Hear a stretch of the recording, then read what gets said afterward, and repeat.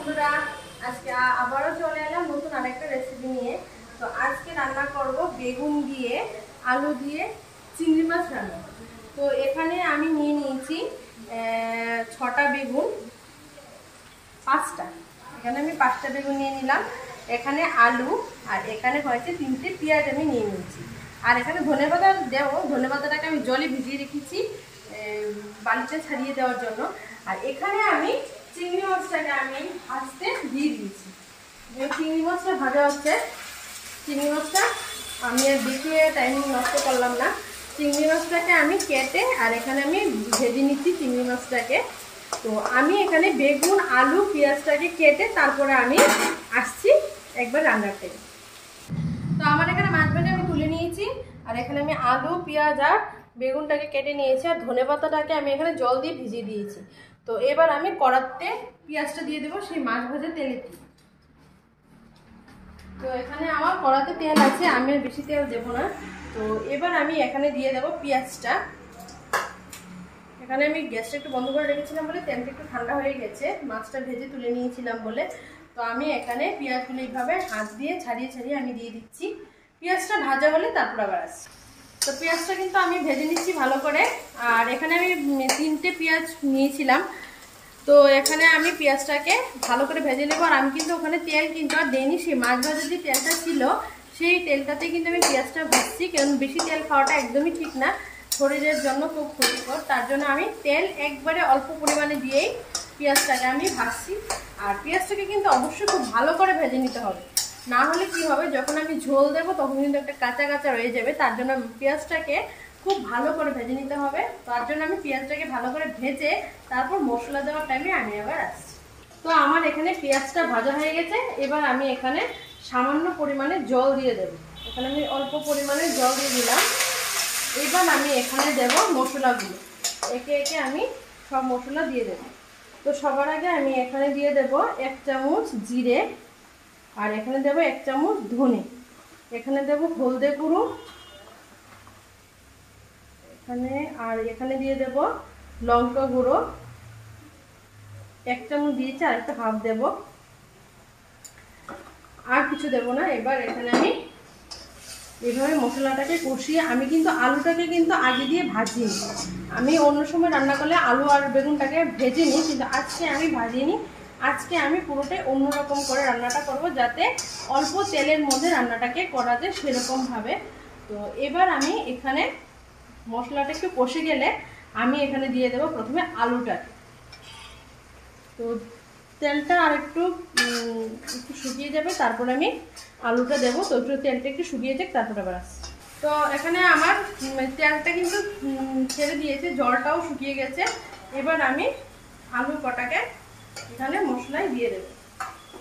আমি কিন্তু আবারও বলছি, আলুটা কিন্তু ভাজিনি, আলুটাকে আমি এইভাবে কাঁচা কাঁচাই দিচ্ছি।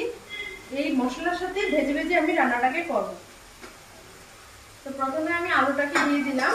এবার আলুটাকে আমি ভালো করে এইভাবে একটু ভেজে নেব, কষিয়ে নেব।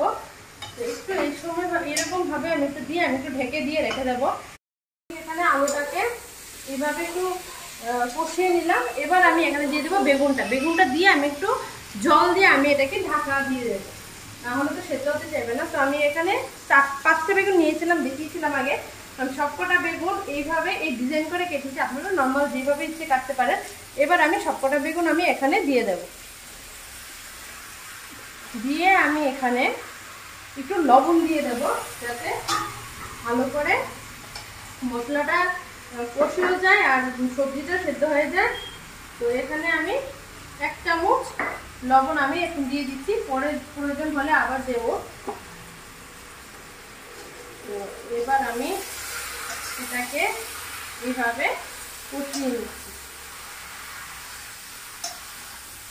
এইভাবে একসাথে রান্নাটা করা যায়।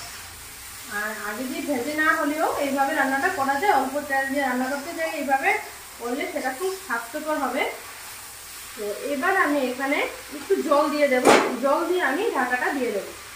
তো আমি এখানে খুন্তিতে এইভাবে ধুয়ে আমি এখানে একটু জল দিয়ে দিলাম। আমি আরেকটু জল দেবো, না হলে তো সেদ্ধ হতে যাবে না। তো এখানে আমি আরেকটু জল দিয়ে দিলাম। এবার আমি এখানে ঢাকা দিয়ে দেব।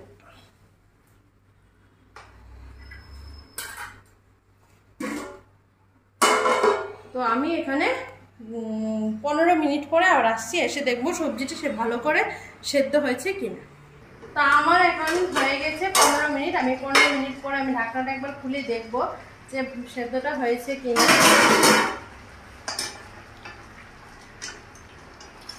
দেখুন খুব জল ছেড়েছে কিন্তু বেগুন দিয়ে, আর আলুটা মোটামুটি প্রায় সেদ্ধ হয়ে গেছে, বেগুনটাও সেদ্ধ হয়ে গেছে।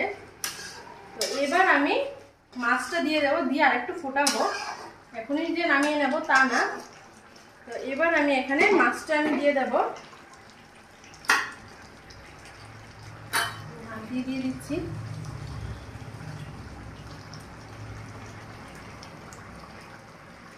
চিংড়ি মাছ দিয়ে বেগুন দিয়ে কে কি খেয়েছেন আর কাদের খুব পছন্দ সেটা অবশ্যই বলবেন। তো আমি এখানে মাছগুলো দিয়ে দিলাম, এবার আমি ভালো করে নাড়িয়ে দেব। দিয়ে আমি এবার ধনেপাতাটাকে আমি কেটে রেখেছিলাম, সেই ধনেপাতাটাকেও আমি একটু দিয়ে দেব, দিয়ে আমি একটু ঢেকে দেবো যাতে ধনেপাতার স্মেলটা রান্নাটায় ভালো করে চলে আসে তার জন্য। তো আমি এবার এখানে ধনেপাতাটা দিয়ে দিচ্ছি ছিটিয়ে। বেশি ধনেপাতা দেবো না, অল্পই দেবো, বেশি ধনেপাতা দিলে আবার ভালো লাগে না। তো আমি এখানে ধনেপাতাটা দিয়ে দিলাম।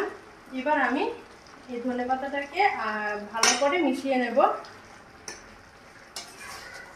এভাবে ভালো করে একটু মিশিয়ে নিতে হবে, ঝোলটা আর একটু শুকাবে, এখনই যে নামিয়ে নেবো তা না। আমি ধনেপাতাটা দিয়েছি, পরে দিলে কি হয় তো কাঁচা কাঁচা রয়ে যায়, তার জন্য সেদ্ধ হতে চায় না, এই জন্য আমি এখন দিয়ে দিলাম। এবার আমি এখানে একটু সামান্য পরিমাণে একটু মিষ্টি আমি একটু অ্যাড করব। এখানে আমি একটু সামান্য পরিমাণে একটু চিনি দিয়ে দেবো। এটা শুধু স্বাদের জন্য নাকি মিষ্টির জন্য, যাতে স্বাদটাকে ব্যালেন্স করার জন্য আমি একেবারে অল্প পরিমাণে চিনি আমি এখানে ছিটিয়ে দিয়ে দিলাম। এবার আমি এটাকে মিশিয়ে নেব।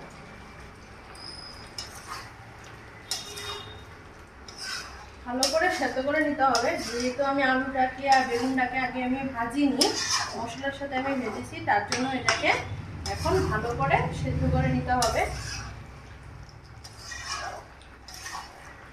আর এখানে আমি উপর দিয়ে আরেকটু কাশ্মীরি লঙ্কার গুঁড়ো দিয়ে দেবো। আমি সব রান্নাতেই কাশ্মীরি লঙ্কার গুঁড়োটা আমি অ্যাড করি, কারণ কাশ্মীরি লঙ্কার গুঁড়োটা দিলে কী হয় রান্নার কালারটাও ভালো আসে, আর কালার ভালো মানেই খেতেও ভালো লাগে।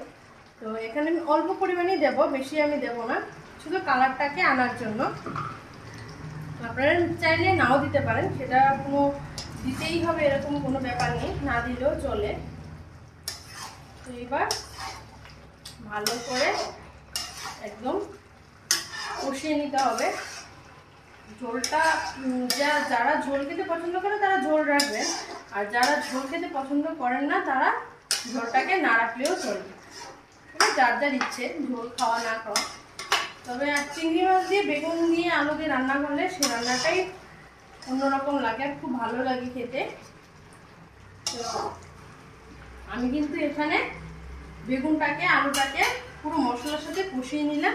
এবার এইভাবে আমি আর এবার ঢাকবো না, এবার এইভাবে একটু থাকবে যাতে কালারটাও ছাড়ে, ধনেপাতাটাও ভালো করে সেদ্ধ হয়ে যায়, আর আলু বেগুনটাও ভালো করে সেদ্ধ হয়ে যায়, তার জন্য এবার আমি একটু এইভাবে এটাকে রেখে দেব।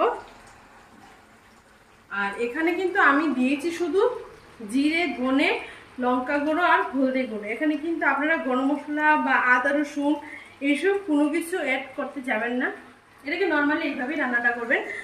খুব অল্প পরিমাণে তেল আর অল্প পরিমাণে মশলা দিয়ে এই রান্নাটা করলে খুব ভালো হয় খেতে।